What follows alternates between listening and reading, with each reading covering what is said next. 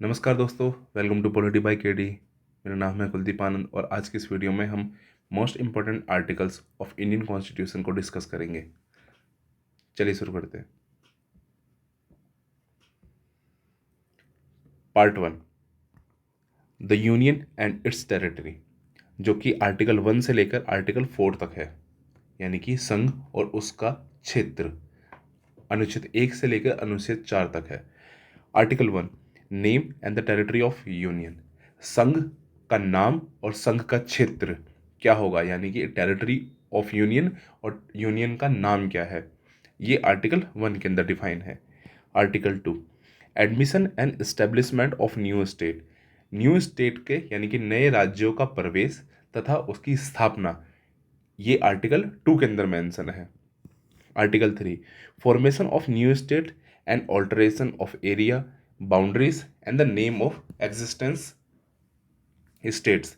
अगर हम मौजूदा जो इस समय स्टेट है, उन्हीं स्टेट की यदि हमें उसका नाम चेंज करना हो, बाउंड्री में ऑल्टर करना हो, एरिया को ऑल्टर करना हो, या उन्हीं मौजूदा स्टेट में से, मौजूदा राज्यों में से ही अगर हमें कोई नए राज्य बनाने हैं, तो वो आर्टिकल 3 के अंतर्गत पावर दी गई है। नेक्स्ट पार्ट 2, जो कि है सिटीजनशिप यानी कि नागरिकता, जो कि है हमारा आर्टिकल 5 से लेके आर्टिकल 11 तक। Article 5, citizenship at the commencement of the constitution, यानी कि संविधान के प्रारंभ से ही नागरिकता दी गई है। Article 6, right of citizens of a certain person who has migrated to India from Pakistan. एक निश्चित व्यक्ति जो कि नागरिकता का अधिकार रखते हैं, लेकिन वो व्यक्ति जो पाकिस्तान से हिंदुस्तान में पार्टीशन के समय स्थानांतरित करे थे, उन सभी व्यक्तियों को आर्टिकल 6 के अनुसार नागरिकता दी गई है। Article 10, continuous of right of citizenship, यानी कि नागरिकता का जो अधिकार है वो निरंतर रहेगा, वो कभी आपसे छीना नहीं जाएगा। Article 11, parliament to regulate the right of citizen by law, संसद कानून द्वारा नागरिकता के अधिकारों को विनियमित कर सकती है। पार्ट 3, ये एक इंपॉर्टेंट पार्ट है जिसमें फंडामेंटल राइट्स डिफाइन किए गए हैं। फंडामेंटल राइट्स आर्टिकल 12 से लेकर आर्टिकल 35 तक हैं, जिसमें फर्स्ट फंडामेंटल राइट जो है हमारा राइट टू इक्वालिटी है। राइट टू इक्वालिटी जो है हमारा आर्टिकल 14 से लेकर आर्टिकल 18 तक मेंशन किया गया है। Article 14, equality before the law, यानी कि कानून के समक्ष सभी समान होंगे। कानून के समक्ष समान का मतलब ये है कि कानून के आगे जो भी व्यक्ति होंगे वो सब एक समान होंगे, उनमें कोई भेदभाव नहीं किया जाएगा। Article 15, prohibition of discrimination on the ground of religion, race, caste, sex, place of birth, यानी कि धर्म, मूल वंश, जाति, लिंग या जन्म के स्थान के आधार पर किसी प्रकार का भेदभाव नहीं किया जाएगा। Article 16, equality opportunity in matters of public employment, सार्वजनिक रोजगार के मामलों में अवसर में समानता दी जाएगी। अर्थात जो भी सार्वजनिक रोजगार होंगे उनमें जितने भी प्रकार की जॉब निकलेंगी या रोजगार दिए जाएंगे, उनमें सभी लोग आएंगे, चाहे वो किसी भी धर्म, जाति, लिंग या कास्ट से बिलोंग करते हो। उनमें उनकी कास्ट के आधार पर, लिंग के आधार पर, सेक्स के आधार पर या रिलीजन के आधार पर उनके साथ में कोई भेदभाव नहीं होगा। आर्टिकल 17, एबोल्यूशन ऑफ अनटचेबिलिटी, अर्थात अस्पृश्यता का अंत। आर्टिकल 17 ये पावर देता है कि भारत के अंदर अस्पृश्यता का अंत किया जाएगा। आर्टिकल 18, एबोल्यूशन ऑफ टाइटल, यानी कि उपाधियों का उन्मूलन। किसी भी व्यक्ति को किसी भी प्रकार की उपाधि नहीं दी जाएगी, लेकिन जैसे कि मान के चलिए राजा के नाम के आगे राजा, महाराजा ये सब लगाए करते थे, तो उस तरह का कोई भी टाइटल अब नहीं होगा। Next, right to freedom, article 19 से आर्टिकल 22 तक। आर्टिकल 19 गारंटेड देता है 6 type of rights of the citizen of India, यानी कि 6 प्रकार के गारंटेड अधिकार दिए जाते हैं सिटीजन ऑफ इंडिया को। कौन कौन से राइट है? फर्स्ट है freedom of speech and expression, यानी कि वाक और अभिव्यक्ति की स्वतंत्रता। हर एक व्यक्ति अपनी बात रख सकता है और अपने विचारों की अभिव्यक्ति जाहिर कर सकता है। Freedom to assemble peacefully and without arms, मतलब कि कोई भी व्यक्ति बिना हथियार एवं शांतिपूर्वक एकत्रित हो सकते हैं। Freedom to form association and union, संघ या यूनियन बनाने की भी स्वतंत्रता दी गई है। Freedom to move freely throughout the territory of India, Bharat के पूरे क्षेत्र में स्वतंत्र रूप से घूमने की स्वतंत्रता भारत के सभी नागरिकों को दी गई है। Freedom to reside and settle in any part of the territory of India, Bharat के किसी भी हिस्से में निवास करने और बसने की भारत के नागरिकों को स्वतंत्रता दी गई है। Freedom to practise any profession और to carry on any occupation trade and businesses, किसी भी पेशे का अभ्यास करने या कोई भी व्यवसाय या व्यापार करने की स्वतंत्रता भारत के सभी नागरिकों को दी गई है। Article 20, protection in respect of conviction of offence, यानी कि अपराधों के लिए दोष सिद्धि के संबंध में संरक्षण, अर्थात राज्य किसी भी व्यक्ति को मनमाने तरीके से दंडित नहीं कर सकता। ये आर्टिकल 20 के अंदर लिखा हुआ है। Article 21, protection of life and personal liberty, यानी कि प्राण और दैहिक स्वतंत्रता की संरक्षण दिया गया है। यानी कि राज्य किसी भी व्यक्ति का उनसे उसकी लाइफ और उसकी पर्सनल लिबर्टी नहीं छीन सकती। Article 22, protection against the arrest and detention in certain cases, अर्थात कुछ दिशाओं में गिरफ्तारी और निरोध की संरक्षण दिया गया है। मतलब कि सरकार प्रिवेंटिव और प्यूनिटिव डिटेंशन के अलावा किसी भी प्रकार से लोगों को अरेस्ट नहीं कर सकती है। नेक्स्ट, राइट टू एक्सप्लॉयटेशन, यानी कि शोषण के विरुद्ध अधिकार, जो कि आर्टिकल 23 से आर्टिकल 24 तक है। Article 23, prohibition of trafficking in human beings and force labour, यानी कि मानव तस्करी और बाल श्रम का प्रतिरोध करता है article 23। Article 24, prohibition of employment of children under the age of 14 in factories and the mines, mines और फैक्ट्रीज के अंदर 14 साल से कम उम्र के बच्चों को किसी भी प्रकार का एम्प्लॉयमेंट नहीं दिया जाएगा, प्रोहिबिट करता है ये। Right to freedom of religion, जो कि आर्टिकल 25 से 28 तक है। Article 25, freedom of conscience and the free profession practice and propagation of religion, यानी कि सभी व्यक्तियों को अंतःकरण की स्वतंत्रता, धर्म की किसी भी रूप को मानने की स्वतंत्रता तथा उसको अपनाने और उसको प्रचार करने की स्वतंत्रता आर्टिकल 25 के अंतर्गत दी गई है। Article 26, freedom to manage the religious affair, यानी कि धार्मिक मामलों का प्रबंधन करने की स्वतंत्रता आर्टिकल 26 के अंतर्गत दी गई है। आर्टिकल 27, फ्रीडम एज टू पे taxes for promotion of any particular religion, किसी विशेष धर्म के प्रचार के लिए यदि कोई पैसा खर्च होता है तो उसमें कर की स्वतंत्रता दी गई है, यानी कि कर देने से मतलब कर की छूट दी गई है एक तरीके से, यानी कि टैक्सेस नहीं दिया जाएगा।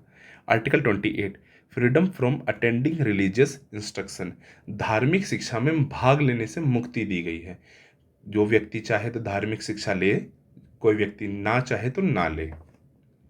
Next, cultural and educational right, article 29 से 30, protection of interest of minorities, यानी कि अल्पसंख्यकों के हितों की सुरक्षा की बात कही है आर्टिकल 29 के अंदर। Article 30, right of minorities to establish and administer educational institution, शैक्षणिक संस्थानों की स्थापना और प्रशासन करने की अल्पसंख्यकों को अधिकार दिया गया है, जो कि आर्टिकल 30 के अंदर मेंशन है। राइट टू कॉन्स्टिट्यूशनल रेमेडीज, अर्थात संवैधानिक उपचार का अधिकार दिया गया है आर्टिकल 32 के अंतर्गत। आर्टिकल 32 जो है वो रेमेडीज यानी कि उपचार के लिए बनाया गया है। वो उपचार कैसा? उपचार का अर्थ ये है कि राज्य यदि किसी व्यक्ति के साथ में कोई अन्याय करता है या उसके फंडामेंटल राइट को छीनने की कोशिश करता है तो उस कंडीशन में आर्टिकल 32 के अंतर्गत 5 प्रकार के रिट्स एक्टिवेट हो जाती हैं, जिससे व्यक्तियों की फंडामेंटल राइट्स और उनके बेसिक जो राइट्स हैं उनको प्रोटेक्शन दी जाती है, जैसे कि habeas corpus,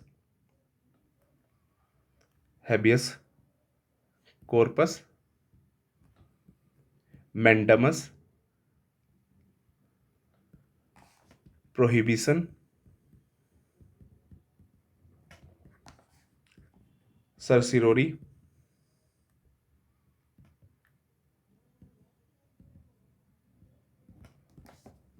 and quo warranto.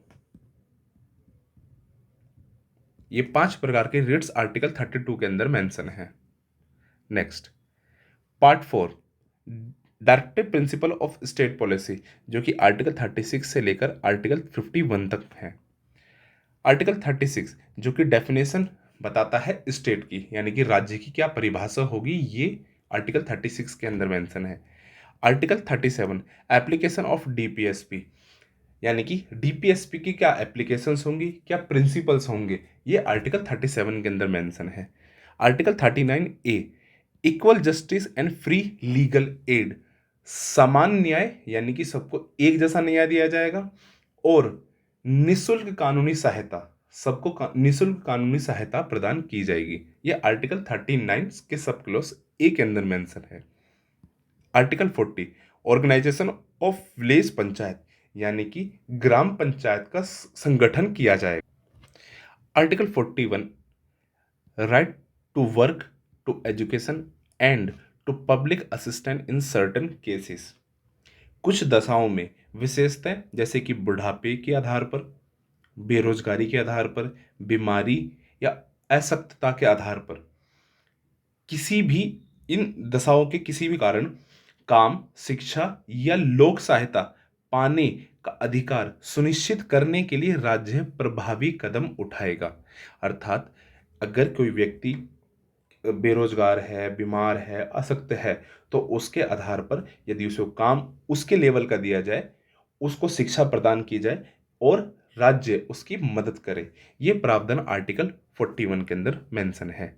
Article 43 living wages etcetera for workers, अर्थात कर्मचारियों को निर्वाह, मजदूरी एवं कुटीर उद्योगों का विकास करने की बात आर्टिकल 43 के अंदर मेंशन है। Article 43 A participation of workers in management of industries, अर्थात उद्योगों के प्रबंधन में मजदूरों की भागीदारी के लिए उपयुक्त विधान बनाने का प्रयास राज्य करेगा। ये वाला जो आर्टिकल है 43 ए, ये 42nd कॉन्स्टिट्यूशनल अमेंडमेंट्स आया था, 42nd कॉन्स्टिट्यूशनल अमेंडमेंट जो कि 1976 में हुआ था, और ये वाला भी 39 ए भी 42nd कॉन्स्टिट्यूशनल अमेंडमेंट्स आया था 1976 में।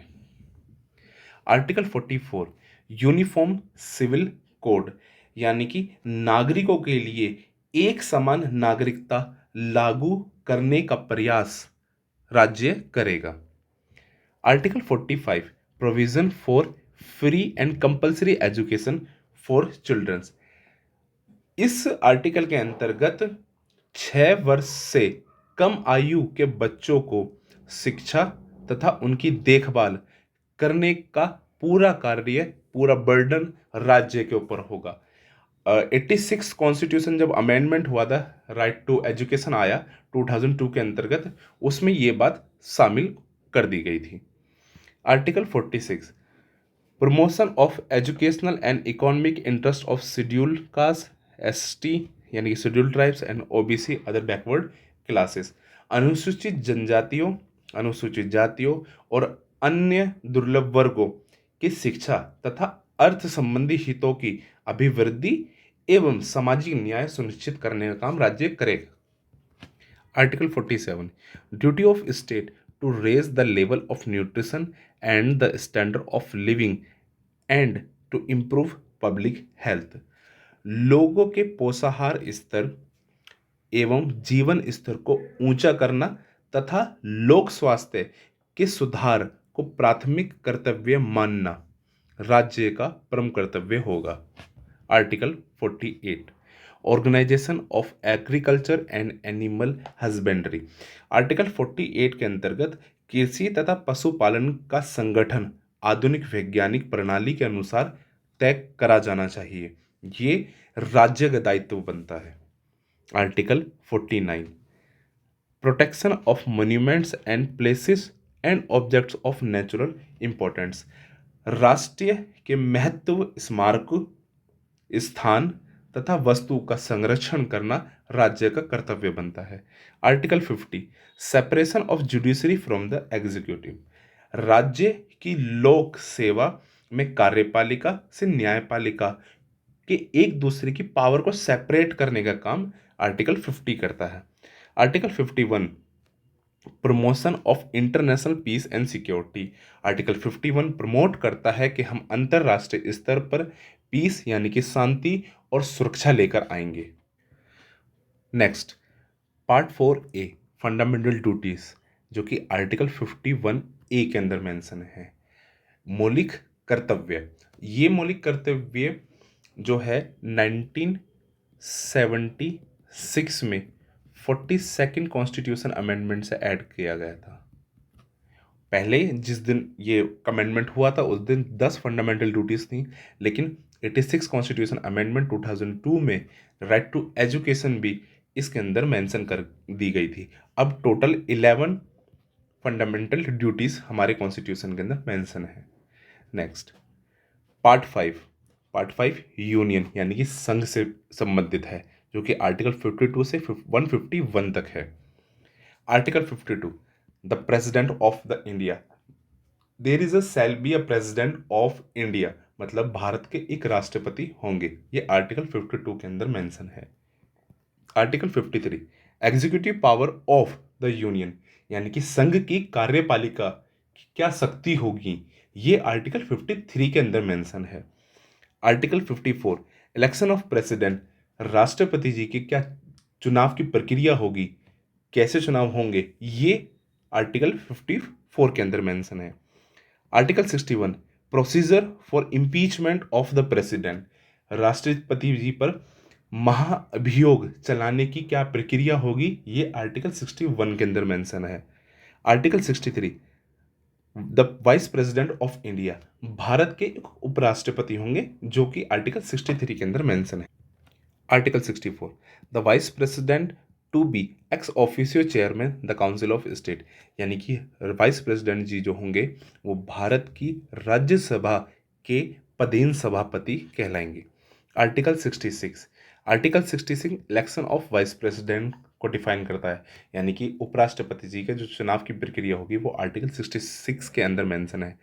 Article 72, pardoning power of the president, राष्ट्रपति जी की जो क्षमा दान की शक्ति है वो आर्टिकल 72 के अंदर मेंशन की गई है। Article 74, council of minister to aid advise the president, राष्ट्रपति जी को सहायता और सलाह देने के लिए जो मंत्री परिषद होगा वो आर्टिकल 74 के अंतर्गत मेंशन है। Article 76, attorney general of India, यानी कि भारत के एक अटॉर्नी जनरल होंगे। अटॉर्नी जनरल को हिंदी में महान्यायवादी कहते हैं। आर्टिकल 79, कॉन्स्टिट्यूशन ऑफ पार्लियामेंट, यानी कि पार्लियामेंट का कॉन्स्टिट्यूशन यानी कि कैसे कार्यप्रणाली होगी, ये आर्टिकल 79 के अंदर मेंशन है। संसद मतलब हिंदी में अगर इसको हम बेसिक लैंग्वेज में समझे तो संसद का गठन जो है वो किस तरीके से होगा, ये आर्टिकल 79 के अंदर मेंशन है। Article 80, composition of Rajya Sabha, Rajya Sabha की संरचना किस तरीके से होगी, ये आर्टिकल 80 के अंदर मेंशन है। Article 81, composition of Lok Sabha, Lok Sabha की संरचना कैसे होगी, किस तरीके से मेंबर चुने जाएंगे, कौन मेंबर कौन पार्टी जीतेगी, ये सब आर्टिकल 81 के अंदर मेंशन है। Article 83, duration of house of the parliament, यानी कि संसद की सदन की जो अवधि है वो कितनी होगी, ये आर्टिकल 83 के अंदर मेंशन है।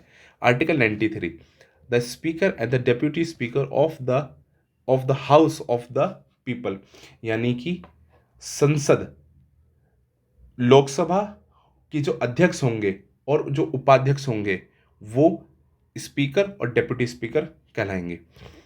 Article 105, power privileges etcetera of the house of the parliament, संसद भवन की क्या शक्तियां हैं, क्या विशेष अधिकार है, ये आर्टिकल 105 के अंदर मेंशन है। Article 109 special procedure in respect of money bill, यानी कि धन विधेयक के संबंध में विशेष प्रक्रिया जो है वो आर्टिकल 109 के अंदर मेंशन है।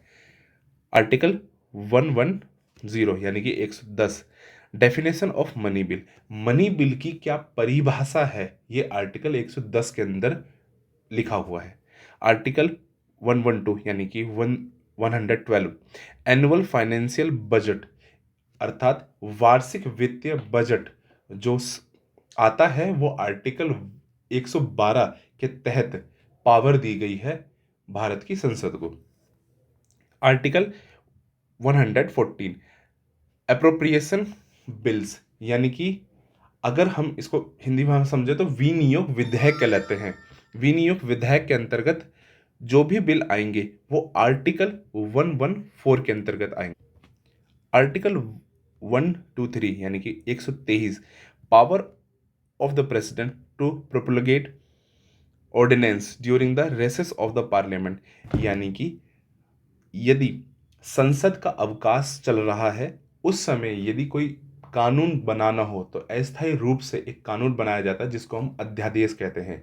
ये अध्यादेश पारित करते हैं राष्ट्रपति जी, अर्थात राष्ट्रपति जी के पास में एक शक्ति है कि जब संसद का अवकाश हो उस समय पे अगर टेम्परेरी कोई कानून बनाना हो, इमरजेंसी के लिए कोई कानून बनाना हो, किसी भी ऐसी कंडीशन में कोई कानून बनाना हो जिस समय कानून बनाने की आवश्यकता तो है लेकिन संसद का अवकाश चल रहा है, उस कंडीशन में राष्ट्रपति जी के द्वारा एक अध्यादेश निकलता है जो कि आर्टिकल 123 के अंदर मेंशन है। Article 124 establishment of the supreme court, यानी कि सर्वोच्च न्यायालय की स्थापना। भारत का एक सुप्रीम कोर्ट होगा, ये आर्टिकल 124 के अंदर मेंशन है। आर्टिकल 125 सैलरीज ऑफ जजेस, जजेस का जो न्यायाधीश होंगे उनका वेतन क्या होगा, ये आर्टिकल 125 के अंदर मेंशन है। Article 126 appointment of acting chief justice, यानी कि कार्यवाहक मुख्य न्यायाधीश की नियुक्ति किस प्रकार की जाएगी, ये आर्टिकल 126 के अंदर मेंशन की गई है।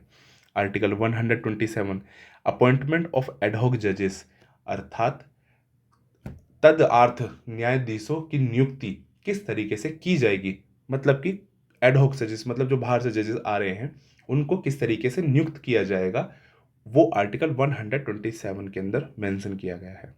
आर्टिकल 128 अटेंडेंस ऑफ रिटायर्ड जजेस at sitting of the supreme court, अर्थात उच्चतम न्यायालय की बैठक में अगर जो मतलब जो जजेस जो है वो रिटायर हो चुके हैं उनको अगर बुलाया जा रहा है, उनकी उपस्थिति को दर्ज किया जा रहा है तो वो आर्टिकल 128 के अंदर मेंशन किया गया है। Article 129 supreme court to be the court of record, अर्थात सर्वोच्च न्यायालय के सभी निर्णय यानी कि जजमेंट, आदेश, ऑर्डर्स, निर्देश यानी कि डायरेक्शन सभी स्थायी होंगे और इनको सुरक्षित रखा जाएगा ताकि उच्च न्यायालय के अंतर्गत आने वाले जितने भी न्यायालय हैं वो उन सब को उदाहरण के रूप में प्रयोग कर सकें, इसीलिए सुप्रीम कोर्ट को कोर्ट ऑफ रिकॉर्ड कहा जाता है। Article 130 seat of the supreme court, अर्थात सुप्रीम कोर्ट कहाँ पे स्थित होगा, सुप्रीम कोर्ट जो है वो दिल्ली के अंदर स्थित है, तो article 130 seat of the supreme court की बात कर रहा है। Article 136 special leave for the on appeal to the supreme, अर्थात आर्टिकल 136 के अनुसार सर्वोच्च न्यायालय अपने विवेक अनुसार भारत के राज्य क्षेत्र में किसी न्यायालय या अधिकरण द्वारा किसी वाद या मामले को पारित किया गया हो या कोई निर्णय दिया गया हो, डिग्री दी गई हो या कोई दंड आदेश दिया गया हो या किसी प्रकार का अन्य आदेश भी क्यों ना हो, उसके विरोध में एक अपील करने की विशेष व्यवस्था आर्टिकल 136 के अंतर्गत दी गई है। आर्टिकल 137 रिव्यू ऑफ जजमेंट और order by the supreme court, supreme court के द्वारा रिव्यू और ऑर्डर्स को रिव्यू किया जा सकता है किसी भी जजमेंट को। Article 141, decision of the supreme court is binding on the all courts, अर्थात सुप्रीम कोर्ट का जो आदेश होगा, जो फैसला दिया गया है, वो सभी कोर्ट को मान्य होगा। Article 148, controller and auditor general of India. Article 148 CAG से संबंधित है, यानी कि controller and auditor general of India. Article 148 के अंदर कैग की बात है। Article 149, duties and the power of CAG. CAG की क्या ड्यूटीज होंगी एंड क्या पावर होगी, ये आर्टिकल 149 के अंदर मेंशन है। नेक्स्ट, स्टेट, जो कि पार्ट 6 आर्टिकल 152 से लेके 237 में मेंशन है। आर्टिकल 153, गवर्नर ऑफ स्टेट, यानी कि राज्य के एक राज्यपाल होंगे। जैसे यून संघ पे राष्ट्रपति होते हैं, उसी तरीके से राज्य के अंदर राज्यपाल नियुक्त किए जाते हैं। Article 154, executive power of governor, यानी कि राज्यपाल की कार्यकारी शक्तियाँ क्या होंगी, ये आर्टिकल 154 के अंदर मेंशन किया गया है। Article 161, pardoning power of the governor, राज्यपाल की क्षमादान की शक्तियाँ क्या होंगी, ये आर्टिकल 161 के अंदर मेंशन किया गया है। Article 165, advocate general of the state, यानी कि राज्य के एक महाअधिवक्ता होंगे। Article 213, power of governor to promulgate ordinance, अर्थात अध्यादेश प्रख्यारित करने की जो राज्यपाल के पास शक्ति है, वो आर्टिकल 213 के अंदर मेंशन की गई है। Article 214, high court of the state, यानी कि राज्यों के लिए एक उच्च न्यायालय होगा। हर राज्यों के अंदर एक उच्च न्यायालय होगा, ये आर्टिकल 114 के अंदर मेंशन है। Article 115, high courts to be the court of record, high court भी कोर्ट ऑफ रिकॉर्ड की तरह ही काम करेंगे, यानी कि अभिलेख जो होंगे, जो उसके जो फैसला होंगे, वो हाई कोर्ट के अंतर्गत आने वाले जितने भी कोर्ट होंगे उनके मान्य होगा, उनके लिए मान्य होगा। Article 226, power of high court to issue certain writs, उच्च न्यायालयों के द्वारा भी कुछ रिट्स जारी की जा सकती हैं। जैसे आर्टिकल 32 के अंदर 5 प्रकार के रिट्स जारी करके आप डायरेक्ट सुप्रीम कोर्ट जा सकते हो। यदि आपका फंडामेंटल राइट्स ब्रीच हो रहा है किसी भी कंडीशन से, राज्य की किसी भी कानून से, उस कंडीशन में आप आर्टिकल 32 का इस्तेमाल करके सुप्रीम कोर्ट जा सकते हो। लेकिन सेम रिट का इस्तेमाल करके आर्टिकल 226 के द्वारा आप उच्च न्यायालय अर्थात हाई कोर्ट भी जा सकते हो। Article 233, appointment of district court, अर्थात जिला न्यायाधीशों की नियुक्ति, आर्टिकल 233 के अंदर मेंशन है। आर्टिकल 235, कंट्रोल ओवर सब ऑर्डिनेट कोर्ट, यानी कि अधीनस्थ न्यायालयों पर नियंत्रण कैसे होगा, कौन करेगा, ये आर्टिकल 235 के अंदर मेंशन है। नेक्स्ट, यूनियन टेरिटरीज, जो कि पार्ट 8 आर्टिकल 239 से लेकर 242 के अंदर मेंशन की गई है। पंचायत, आर्टिकल 243 से लेकर 243 ओ तक पार्ट 9 के अंदर मेंशन है। आर्टिकल 243 ए ग्राम सभा की बात करता है। Article 243 B constitution of panchayat, अर्थात पंचायत का गठन कैसे होगा, ये आर्टिकल 243 बी के अंदर मेंशन है। म्युनिसिपैलिटीज, जो कि आर्टिकल 243 पी से लेकर 243 जेड जी तक मेंशन है पार्ट 9 ए के अंतर्गत। कोऑपरेटिव सोसाइटीज, पार्ट 9 बी के अंदर आर्टिकल 243 जेड एच से लेकर आर्टिकल 243 जेड टी तक मेंशन की गई है। Part 10, scheduled and tribal areas, जो कि आर्टिकल 244 के अंदर मेंशन है। Part 11, centre state relation, article 245 से लेके आर्टिकल 263 के अंदर मेंशन है। पार्ट 12, आर्टिकल 264 से लेकर 300 ए तक, जिसमें finance, property, contract and suits की बात करी गई है। Article 266, consolidating fund and public account fund की बात कही, अर्थात कंसोलिडेटिंग मतलब संचित निधि और पब्लिक अकाउंट फंड आर्टिकल 266 के अंदर मेंशन है। आर्टिकल 267 कंटिजेंसी फंड यानी कि आकस्मिकता जो फंड है वो इंडिया मतलब आकस्मिकता मतलब इमरजेंसी के लिए जो फंड जो दिया जाएगा वो आर्टिकल 267 के थ्रू दिया जाएगा। आर्टिकल 280 फाइनेंस कमीशंस की बात करते हैं। Article 300 A right to property.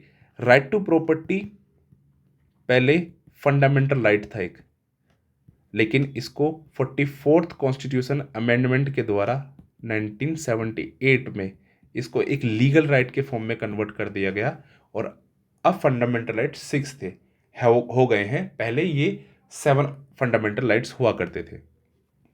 Next part 13 article 301 से लेकर आर्टिकल 307 जिसमें trade commerce intercourse with in the territory of the India define किया गया है। Article 301 freedom of trade commerce and intercourse अर्थात व्यापार और वाणिज्य की स्वतंत्रता भारत के अंदर है।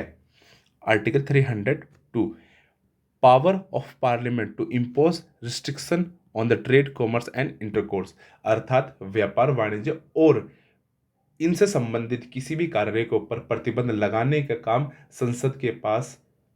संसद की शक्ति के द्वारा किया जा सकता है। नेक्स्ट पार्ट 14 आर्टिकल 308 से लेकर 323 तक मेंशन है जिसमें services under the centre and state की बात कही है। आर्टिकल 312 ऑल इंडिया सर्विस की बात करते हैं अर्थात अखिल भारतीय सेवा 312 के अंदर मेंशन है। 315 public service commission for the union and for the state संघ और राज्यों के लिए लोक सेवा आयोग बनाए जाएंगे, ये आर्टिकल 315 के अंदर मेंशन है। Article 320 function of public service commissions अर्थात लोक सेवा आयोग के क्या कार्य होंगे, ये 320 के अंदर मेंशन किया गया है। पार्ट 14 ए जिसमें आर्टिकल 323 ए से लेकर 323 बी जिसमें ट्राइब्यूनल्स की बात कही है। आर्टिकल 323 ए एडमिनिस्ट्रेटिव ट्राइब्यूनल्स की बात करता है अर्थात प्रशासनिक न्याय अधिकरण की बात करता है। नेक्स्ट पार्ट 15 इलेक्शन जिसमें आर्टिकल 324 से लेकर 329 mention. Article 324 superintendence direction and control of election to be vested in the election commission अर्थात भारत का जो चुनाव आयोग है वो चुनावों का अधिरक्षण उसका निर्देशन और उस पर नियंत्रण करने का काम इलेक्शन कमीशन का ही है। Article 325 no person to be ineligible for inclusion in और to claim to be included in a special electoral roll on the ground of religion, race, caste और sex अर्थात कोई भी व्यक्ति इस आधार पर अयोग्य नहीं माना जाएगा कि वो किसी पर्टिकुलर कास्ट किसी पर्टिकुलर रिलीजन या सेक्स से संबंधित है। Article 326 elections to the house of the people and to the legislative assemblies of the state to be on the basis of adult suffrage अर्थात लोकसभा और राज्यों की विधानसभा के जो चुनाव होंगे वो वयस्क मताधिकार के आधार पर होंगे अर्थात जो भी 18 साल से ऊपर व्यक्ति होंगे 18 साल या 18 साल से ऊपर उन सभी को भारत का जो चुनाव आयोग है वो वोट डालने का अधिकार प्रदान करता है। पार्ट 16 आर्टिकल 330 से लेके आर्टिकल 342 जिसमें बात करते हैं special provisions for SC ST and OBC minorities.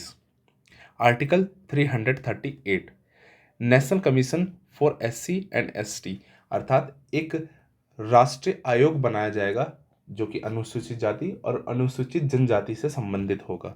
Article 340 appointment of the commission to investigate the conditions of backward classes पिछड़े वर्गों की स्थिति की जांच के लिए आयोग का गठन किया जा सकता है, ये आर्टिकल 340 के अंदर मेंशन है। पार्ट 17 ऑफिशियल लैंग्वेज जिसमें आर्टिकल 343 से लेकर 351 मेंशन है। Article 343 official language of the union, अर्थात संघ की आधिकारिक भाषा क्या होगी, ये आर्टिकल 343 के अंदर मेंशन। आर्टिकल 345 ऑफिशियल लैंग्वेज और लैंग्वेज ऑफ द स्टेट, राज्यों की आधिकारिक भाषाएं और कौन कौन सी राज्यों की भाषा होंगी, ये मेंशन किया गया है आर्टिकल 345 के अंदर। Article 348 language to be used in the supreme court and the high court, अर्थात जो उच्चतम न्यायालय है और उच्च न्यायालय में भाषा जो इस्तेमाल की जाएगी वह कौन सी होगी, ये आर्टिकल 348 के अंदर मेंशन है। Article 351 directive for development in the of the Hindi language, अर्थात हिंदी भाषाओं के विकास हेतु निर्देश दिए जाएंगे, ये निर्देश आर्टिकल 351 के अंदर मेंशन किए गए हैं।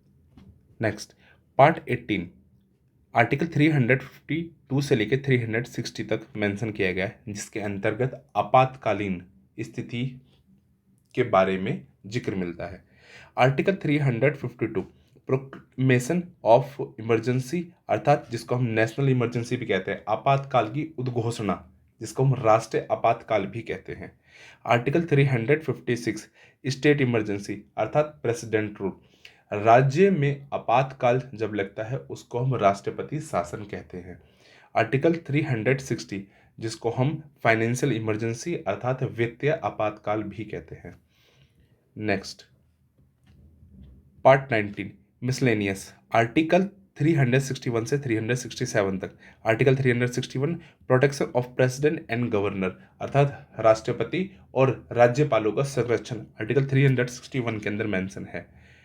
आर्टिकल माफ कीजिएगा part 20 amendment of the constitution, article 368। Article 368 power of parliament to amend the constitution, अर्थात संविधान में संशोधन करने की संसद की शक्तियां, आर्टिकल 368 के अंदर मेंशन है, जो कि पार्ट 20 के अंदर आता है। नेक्स्ट पार्ट 21 आर्टिकल 369 से 392, जिसमें special transitional and temporary provisions की बात कही गई है, अर्थात विशेष संक्रमणकालीन और अस्थायी प्रावधान दिए गए हैं। Article 317 special provision for Jammu and Kashmir, अब इसको ख़त्म कर दिया गया है 2019 में। 371 का सब close A special provision with respect of state of Nagaland, Nagaland राज्य के संबंध में कुछ विशेष प्रावधान किए जाएंगे, ये आर्टिकल 371 सब क्लोज ए के अंदर मेंशन है। Article 371 J special status for Hyderabad and Karnataka region, Hyderabad और कर्नाटक क्षेत्र के लिए विशेष दर्जा, आर्टिकल 371 की सब क्लोज जे के अंदर मेंशन किया गया है। पार्ट 22 आर्टिकल 392 से 395 इसके अंतर्गत मेंशन है, जिसमें short text commencement authoritative text in Hindi and repeals की बात कही है।